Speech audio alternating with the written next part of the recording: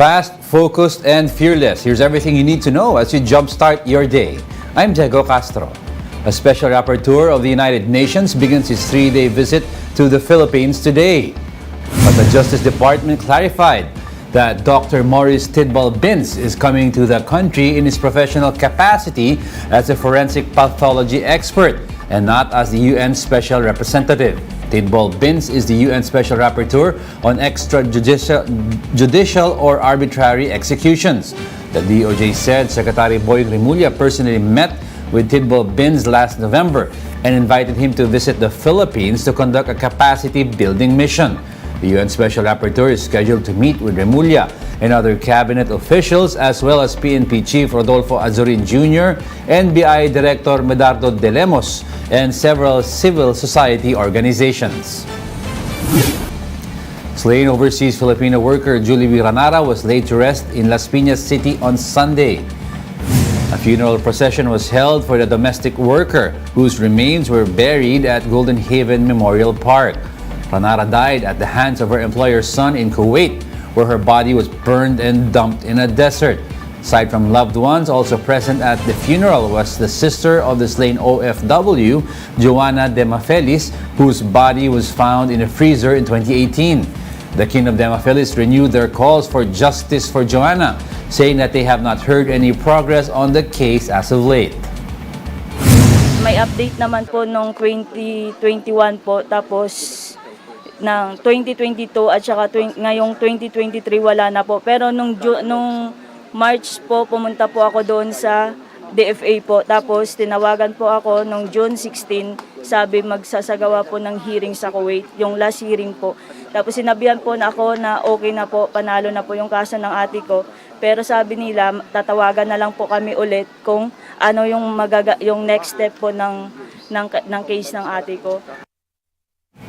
Meanwhile, the government vowed to provide all possible assistance to Ranara's family. Sunod na hakbang natin ay yung hustisya na hinihiling at kailangan na maibigay sa pamilya at kay Jollibee. And now that our duty sa welfare ay naibigay natin lahat, it's susunod nating hakbang. Of course, OWA will be in full support of all the steps to be taken by the DMW and the DFA and the government para yung itong masakit, napakasakit na nangyari dito sa pamilyang Jollibee. President Bongbong Marcos vows to protect the welfare of overseas Filipino workers and their families.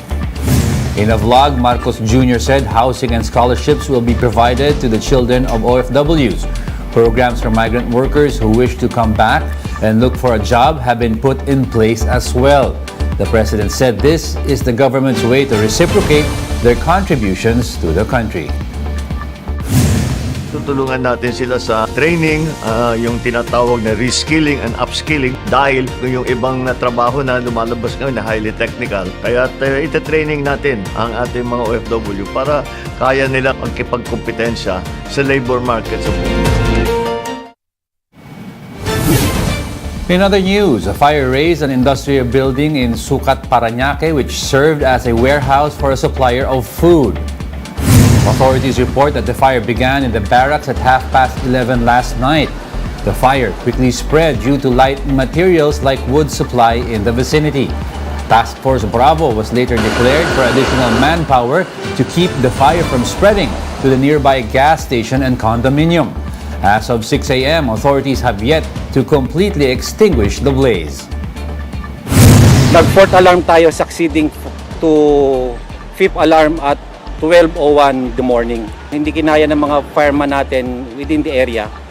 Humingi tayo ng responde from different cities. The origin of fire came from barracks of the worker sa east-west side ng warehouse.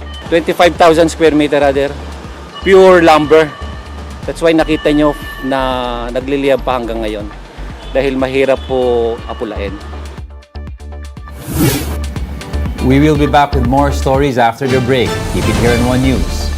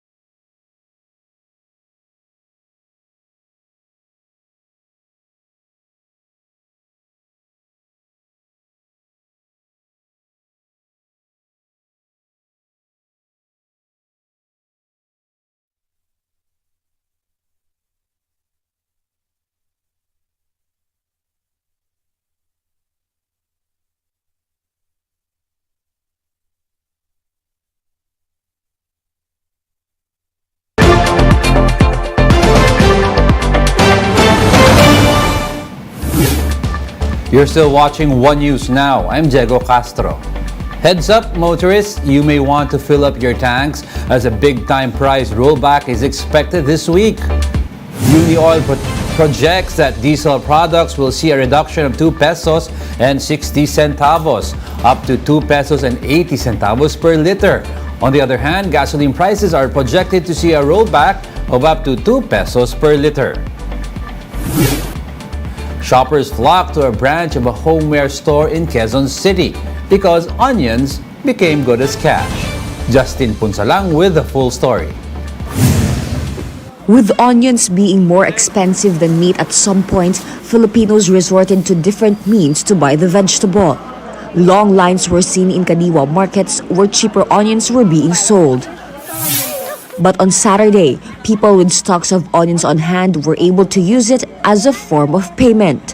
Japan Home Center recently launched their one-day Pay with Sibuyas promo, which was exclusive to the store's Panay Avenue branch. Each customer could avail a maximum of 3 items priced below 88 pesos, which could be paid with onions. Nabuo siya because may mga nakikita kaming comments online kung pwede daw bang mag-swap sa sibuyas in exchange of an item. So, we grant their request and then yung mga makakollect na onions, mababalik din naman namin sa community. All collected onions from the promo will be used for community pantry. Some customers had a fun day shopping, even without cash or cards on hand. Nakakatuwa rin eh. Sabi ko, titesting lang namin, ganun. Kung totoo ba. Kasi naman, meron mga sobrang sibuyas sa bahay. Sobra-sobra, kaya palit kami.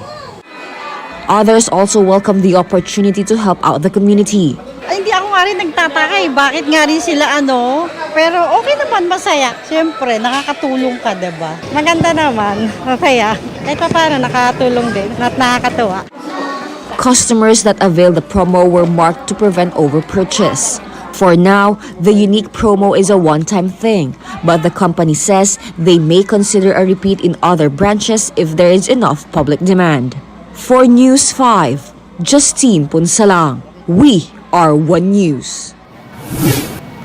Here are other headlines we're keeping our eyes on. EJ Obiena is on a roll. The Filipino Olympian bagged another gold, this time in Poland. He cleared 5.77 meters to claim the championship at the Orlen Cup in Poland. This is his second gold in 4 tournaments after he snatched the title at the Perche en Or tournament in France last week. And music's biggest night is happening today. The Recording Academy of the United States is handing out the Grammy Awards, where global superstars Beyoncé, Adele, and Taylor Swift are nominated for some of the top honors of the night. And that's it for this hour. Join us again at 7:45 a.m. as we continue to monitor the day's biggest stories. You can also catch One News on Signal Play. Register an account now at signalplay.com so you can stream One News live anytime, anywhere. I'm Diego Castro. We are One News. All sides, all the time.